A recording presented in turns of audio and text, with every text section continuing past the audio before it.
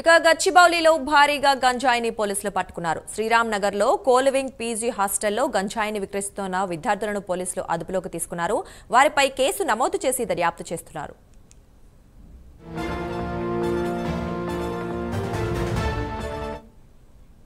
ఇక గచ్చిబౌలిలో భారీగా గంజాయిని పోలీసులు పట్టుకున్నారు. మరి దీని గురించి మరింత సమాచారం మా కరెస్పాండెంట్ కుమార్ అందిస్తారు.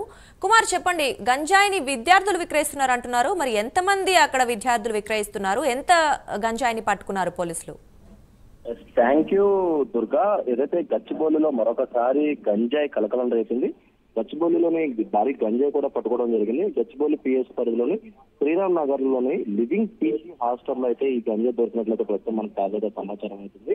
కో లివింగ్ పీజీ హాస్టల్లో ఉంటూ కూడా కొంతమంది వ్యక్తులు ఏదైతే ఈ గంజాయిని విక్రయిస్తున్నట్లు కూడా పోలీసుల పక్క సమాచారం అందడంతో కూడా ఒక్కసారిగా పోలీసులు అక్కడైతే దాడులు అయితే నిర్వహిస్తున్నారు.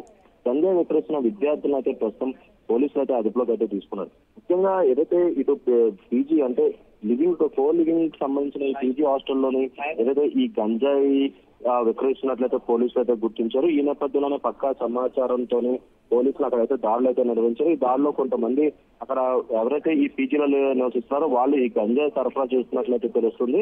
ముఖ్యంగా పోలీసులు కూడా పక్కా సమాచారం రావడంతో కూడా ఏదైతే అక్కడైతే పోలీసులు వెళ్ళి అక్కడైతే చర్చ అయితే చేశారు. ముఖ్యంగా ఈ దీంట్లో కూడా ఈ గంజాయి విక్రయిస్తున్నట్లు కూడా పోలీసులు గుర్తించడంతో కూడా ఇమీడియట్ గా పోలీసులు వాళ్ళందరినీ కూడా అదుపులోకి తీసుకున్నారు.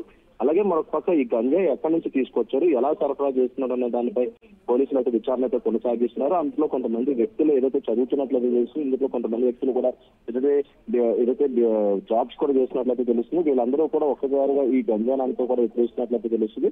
ముఖ్యంగా పోలీసులు వీళ్ళందరినీ అదుపులోకి తీసుకొని ప్రస్తుతం విచారణ అయితే చేపట్టారు దుర్గా. రైట్, అంటే వీళ్ళు ఒక ముఠాకి సంబంధించిన వ్యక్తులు అనుకోవచ్చా, లేకపోతే ఒక సాధారణ విద్యార్థులే వాళ్ళు అలవాటు పడటం వల్ల ఇలా విక్రయిస్తున్నారని ఏమైనా ఉందా సమాచారం కుమార్?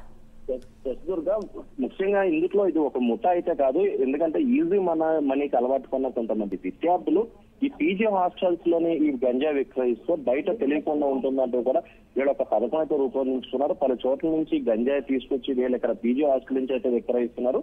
ముఖ్యంగా వీళ్ళు ఎలాంటి ముఠాలతో ఏం సంబంధాలు ఉన్న దానిపై ప్రస్తుతం పోలీసులు అయితే విచారణతో కొనసాగిస్తున్నారు. గతంలో ఏదైతే వీళ్ళు ఇలాంటి గంజాయి విక్రయం సంబంధించి ఎక్కడైనా చేశారా, లేదంటే మొదటిసారిగా ఈ పీజీ హాస్టల్స్ లో చేస్తున్నారా, ఈజీ మనీ కోసం వీళ్ళు అలవాటు పడి చేస్తున్నారా అనే దానిపై విచారణతో కొనసాగుతుంది. Thank you Kumar.